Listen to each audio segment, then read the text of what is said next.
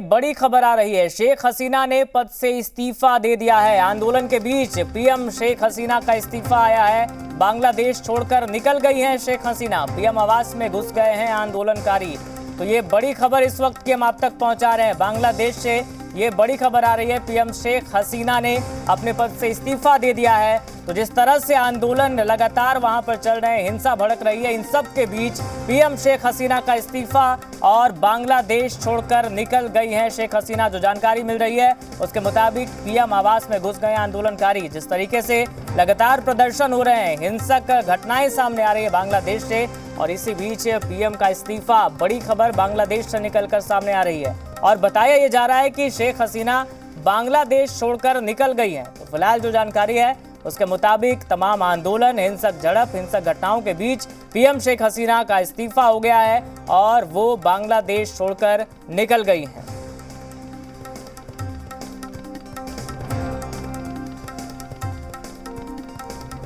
और हमारे सहयोगी रजनीश जुड़ गए हमारे साथ फोन लाइन पर। रजनीश, देखिए जिस तरह से लगातार बांग्लादेश में प्रदर्शन हो रहे, हिंसक घटनाएं सामने आ रही और इसी बीच शेख हसीना ने इस्तीफा दे दिया और खबर जो है उसके मुताबिक वो बांग्लादेश छोड़कर निकल गई हैं। देखिए, शेख हसीना वाजिद जो है वो बांग्लादेश की प्रधानमंत्री सबसे लंबे समय तक रहने वाली हैं और 2009 से वो बांग्लादेश की प्रधानमंत्री बनी हुई थी। जिस तरीके से बांग्लादेश में आंदोलन हो रहा था आरक्षण के मसले को लेकर और 2 राउंड की जो हिंसा हुई, छिटपुट तो कई सारी हिंसा की घटना हुई, लेकिन जो बड़े पैमाने पर हिंसा हुई और इसके बाद स्थितियां वहां पे कई सारी जो है वो बदली है। बिल्कुल रजनीश, आपको रोकेंगे। एक बड़ी जानकारी निकलकर सामने आ रही है। भारत पहुंची है शेख हसीना। तो बांग्लादेश की प्रधानमंत्री शेख हसीना इस्तीफा देती हैं और सीधा भारत पहुंच गई है। हमारे साथ रजनीश जुड़े हुए। रजनीश, खबर ये आ रही है कि इस्तीफा देने के बाद शेख हसीना भारत पहुंच गई हैं। यही बात हो रही थी कि जो हिंसा के बीच बांग्लादेश में बड़ी हलचल हुई और इस हलचल के बीच में जो पॉलिटिकल डेवलपमेंट ये हुआ कि बांग्लादेश की प्रधानमंत्री शेख हसीना वाजिद इस्तीफा देकर और इसके बाद हेलीकॉप्टर से वहां से निकलती हुई दिखी। बाद में जो सूचना आई उसके अनुसार वो इंडिया पहुंची हैं। और दूसरी जो अपडेट वहां पे ये है कि वहां पे तमाम जो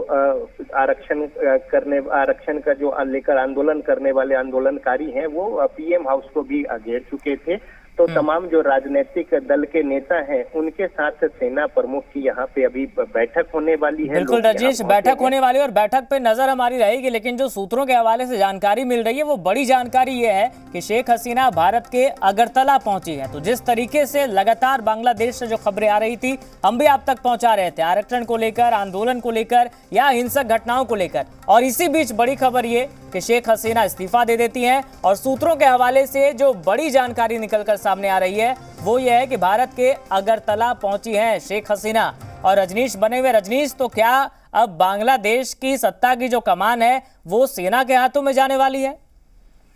देखिए, यहाँ पे आगे का जो राजनीतिक परिदृश्य और निर्णय है, चूंकि काफी उथल पुथल और हलचल की स्थिति है ये, और तो अब जो जितने राजनीतिक दल हैं उनके नेताओं के साथ सेना के जो प्रमुख हैं उनकी बैठक होगी। इस बैठक में जो निर्णय होंगे उसके अनुसार आगे बांग्लादेश का जो राजनीतिक भविष्य है वो निर्भर करेगा। इस बैठक में क्या कुछ बातें निकल कर आती हैं ये देखना होगा। लेकिन आरक्षण के विरोध में जो प्रदर्शन शुरू हुआ था वो धीरे धीरे जो हिंसा में बदला और सड़कों पे जब 100 से अधिक लोगों की मौत हुई, उत्पात मचा रहे लोगों और प्रदर्शनकारियों को हटाने को लेकर पुलिस बल का वहां पे प्रयोग किया गया था। इंटरनेट पर बैन लगा दिए गए थे, अनिश्चितकालीन कर्फ्यू लागू किया गया था और लगातार दबाव बढ़ रहे थे। और इसके बाद जब सड़क से लेकर और जब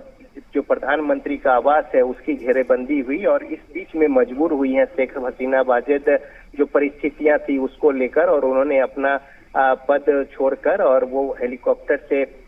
इंडिया के लिए रवाना हो गई। और साथ ही साथ अब वहां पे जो उथल पुथल और राजनीतिक हलचल है, इस बीच में सेना प्रमुख राजनीतिक जो दल के नेता हैं उनके साथ अब बैठक कर रहे हैं। और आरक्षण देखिए, बांग्लादेश में सरकारी नौकरियों में जो आरक्षण खत्म करने की मांग थी और इसको लेकर प्रधानमंत्री शेख हसीना के खिलाफ पहले छात्रों का जो प्रदर्शन शुरू हुआ, बाद में धीरे धीरे वो हिंसक रूप लेता चला गया। और इससे पहले भी बड़े पैमाने पर जो गोलीबारी हुई थी उनको नियंत्रित करने को लेकर, उसमें भी लोग मारे गए थे। रविवार को भी हिंसा फिर भड़की और 100 से ज्यादा लोगों की मौत हो गई। तो इन तमाम बातों के बीच, हालांकि इससे पहले शेख हसीना वाजेद चाइना के भी दौरे पर गई थी, लेकिन परिस्थितियां जिस तरीके से थी, बीच में ही दौरे को छोड़कर बांग्लादेश लौटी थी और लगातार जो प्रदर्शन का दौर है वो बृहद रूप लेता जा रहा था। और इस बीच में दो बड़े हिंसा के बाद की जो परिस्थितियां डेवलप हुई, उसके अनुसार अब मजबूर होकर शेख हसीना वाजेद ने प्रधानमंत्री पद से इस्तीफा दे दिया है और उसके बाद हेलीकॉप्टर से एक सेफ जोन लेते हुए वहां बिल्कुल। और जो जानकारी मिल रही है रजनीश, वो जानकारी यह है कि भारत के अगरतला पहुंची है। लेकिन अब देखिए, अगर बांग्लादेश के उदय का भी अगर जिक्र करें तो भारत का योगदान क्या है वो सबको पता है। ऐसे में इस विकट परिस्थिति में जब हिंसक घटनाएं हो रही है, प्रधानमंत्री शेख हसीना इस्तीफा दे रही है, कई लोगों की मौत हो चुकी है, ऐसे में उनका भारत आना, भारत का रुख क्या होगा इस पर, इसको लेकर क्या लग रहा है? देखिए, भारत और बांग्लादेश के बीच का जो एक संबंध रहा है, चाहे वो राजनीतिक हो या फिर तमाम कई सारे ऐसे नाते रिश्ते हैं जिसको लेकर कि एक बेहतर संबंध रहे हैं, चाहे वो जल बंटवारे की बात हो या फिर विदेश नीति में कई सारे ऐसे अहम मुद्दे मसले हैं। प्रधानमंत्री नरेंद्र मोदी भी बांग्लादेश का दौरा करके ढाका में वहां पे प्रधानमंत्री से पिछले करीब 5-6 साल ये दरमियान हो गए, तो वहां पे दौरा किया था और उनके बीच जो कुछ बातें थी या फिर विदेश नीति से संबंधित तमाम बातों पे चर्चा और विचार विमर्श लगातार होते रहे और एक बेहतर पड़ोसी देश होने के नाते आपस के जो रिश्ते नाते हैं वो बेहतर रहे हैं। साथ ही साथ बांग्लादेश का जो उदय हुआ है 1971 की जो लड़ाई थी और इसके बाद उसमें जो भूमिका थी भारत की, ये पूरा विश्व जानता है। और साथ ही साथ अब उसके बाद एक स्वतंत्र देश के रूप में जो पूर्वी पाकिस्तान के तौर पे जाना जाता था, जब भारत आजाद हुआ स्वतंत्रता के बाद, उसके बाद से, और बाद में जो भाषा को लेकर वहां पे जो एक कॉन्फ्लिक्ट आपस में हुआ और उसके बाद तमाम सारी बातें जो है लोग जानते हैं कि किस तरीके से बांग्लादेश अस्तित्व में आया। इंदिरा गांधी भारत की प्रधानमंत्री थी और उसके बाद जो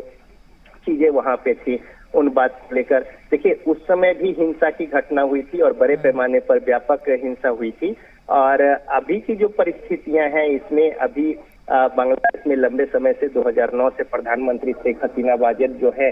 वो प्रधानमंत्री बनी हुई थी और इस बीच में सरकारी नौकरी में आरक्षण के मुद्दे को लेकर जो इस तरीके से आंदोलन हुआ और बड़े पैमाने पर विरोध और उसको दमन को लेकर या उसे रोकने को लेकर कहें जो हिंसा हुई, उस हिंसा में कई सारे लोग जो है सैकड़ों लोग मारे गए हैं और जिसके परिणाम स्वरूप अब जो परिस्थितियां उत्पन्न हुई है कि शेख हसीना वाजेद इस्तीफा देकर और बांग्लादेश छोड़कर निकल गई हैं, जो कि भारत पहुंची हैं और वहां पे सेना जो तमाम राजनीतिक दलों के नेता है और उनके प्रतिनिधि हैं उनके साथ थोड़ी देर में अभी विचार विमर्श करके आगे की दिशा दशा को लेकर महत्वपूर्ण चर्चा और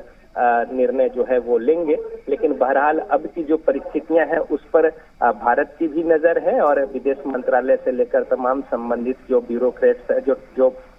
यहाँ पे डिप्लोमेट्स हैं वो इन परिस्थितियों पर नजर बनाए हुए हैं और बांग्लादेश की एक एक जो डेवलपमेंट हो रहा है उस पर नजर रखी जा रही है। और इस बीच लोग प्रधानमंत्री आवास को भी वहां पे घेरे हुए हैं और सेना प्रमुख अभी बांग्लादेश में राजनीतिक दल के प्रतिनिधियों के साथ आगे की क्या कुछ बांग्लादेश की स्थिति हो, किस तरीके से सरकार चले, किस तरीके से स्थिति नियंत्रण में आए, तमाम मुद्दे मसले को लेकर वहां पे चर्चा होगी अभी। बिल्कुल रजनीश, और जो स्थिति है देखिए, जो खबरें हैं उसके मुताबिक पीएम आवास में घुस गए आंदोलनकारी, इससे आप अंदाजा लगा सकते हैं और दर्शक भी अंदाजा लगा सकते हैं कि स्थिति कितनी विकट हो गई है, कितने उग्र हो गए हैं प्रदर्शनकारी, पीएम आवास पहुंच गए हैं।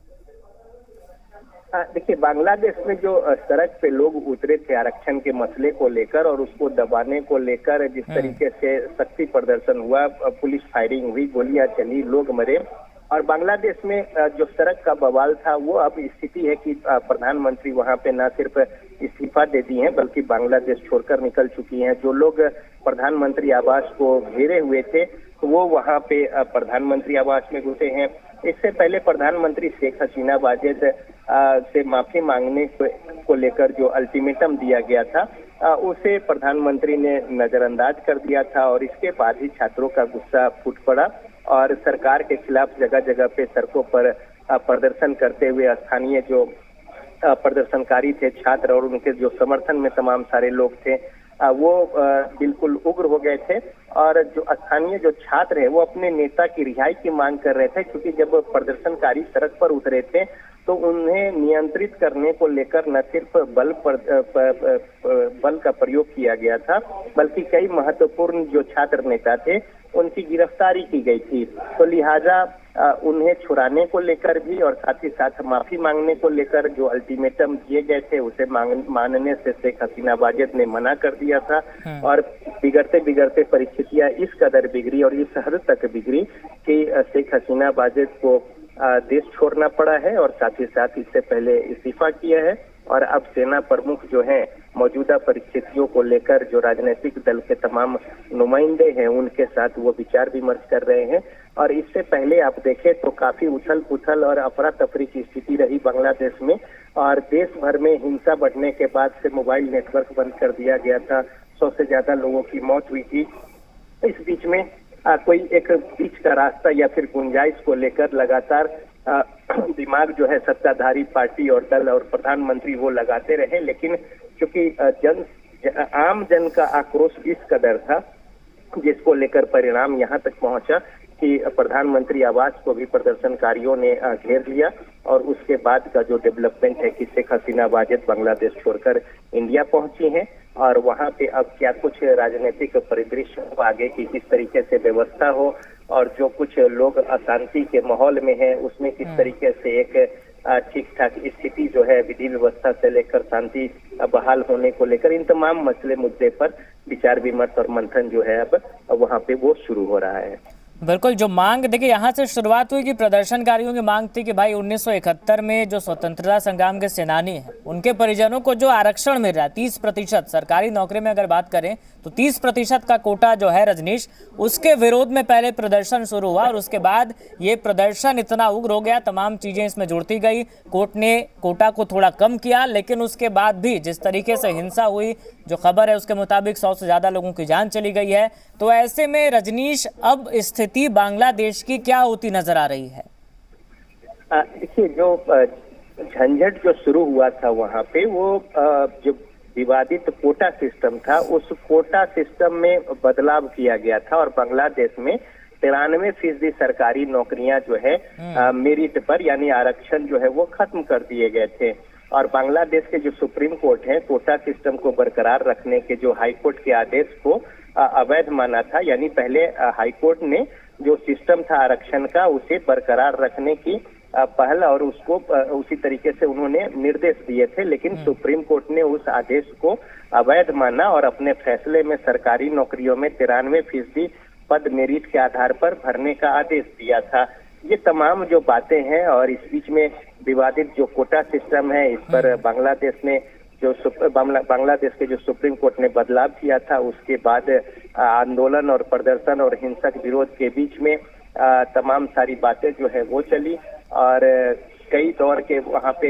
हल्के फुल्के झड़प के बाद कई बड़े पैमाने पर आपस में झड़प और साथ ही साथ उसे नियंत्रित करने को लेकर पुलिस ने बल प्रयोग किया, गोलियां चली और हिंसा का दौर शुरू हुआ। और इसके बाद से ढाका में एक तरीके से अफरा तफरी की स्थिति जो है वो बनी और इसका परिणाम यहाँ तक हुआ कि जो आक्रोश आम जन के बीच में इस कदर फैला कि प्रधानमंत्री शेख हसीना वाजेद को अपना पद छोड़ना पड़ा, वो इस्तीफा दी और उसके बाद हेलीकॉप्टर से बांग्लादेश से निकलकर और फिर वो अगरतला पहुंची हैं इंडिया में। और अभी वहां पे जो अशांति का माहौल है और एक अफरा तफरी की स्थिति है, लोग सड़क पे उतरे हुए हैं और साथ ही साथ प्रधानमंत्री आवास की घेराबंदी कर रखे हैं। कुछ प्रदर्शनकारी जो हैं वो प्रधानमंत्री आवास में घुस गए हैं। तो इस तरीके से बांग्लादेश में हालात इतने बेकाबू हो गए कि मजबूर होकर शेख हसीना वाजेद को इस्तीफा देना पड़ा और इस्तीफा देकर एक सेफ पैसेज के तहत वहां से वो निकल गई हैं और वो अगरतला पहुंची हैं। सड़क पर वहां पे सेना उतारनी पड़ी है, कई स्थानों पर प्रदर्शनकारी और सुरक्षा बलों के बीच हिंसक झड़पें हुई हैं और साथ ही साथ विरोध प्रदर्शन में 100 से ज्यादा लोगों की मौत हुई है, 3-4 हजार से ज्यादा लोग जो है वो घायल हुए हैं। इन तमाम जो राजनीतिक हलचल और एक हालात बेकाबू होने की स्थिति के बीच में अब वहां पे चूंकि प्रधानमंत्री अपने पद से इस्तीफा देकर निकल गई हैं। तो अब सेना प्रमुख और साथ ही साथ राजनीतिक दलों के जो नुमाइंदे हैं उनके साथ विचार विमर्श करके आगे की जो वस्तु स्थिति है उसको संभालने को लेकर और साथ ही साथ किस तरीके से विधि व्यवस्था समेत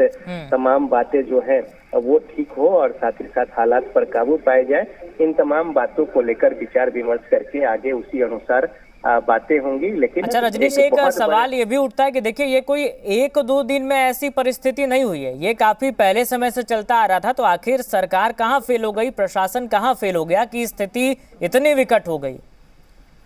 देखिए, जब छात्र आंदोलन होता है और उसमें अगर बृहद रूप ले कोई भी देश हो और राष्ट्रीय स्तर पर अगर इस तरीके से विरोध प्रदर्शन हो जाए तो उनकी बातों को समझना या फिर जो वक्त की नजाकत है उसको पढ़ने समझने में अगर चूक होती है तो फिर इस तरीके की परिस्थितियां उत्पन्न होती हैं। और यही वजह कि जब हजारों स्टूडेंट्स ने ढाका के मुख्य सड़कों पर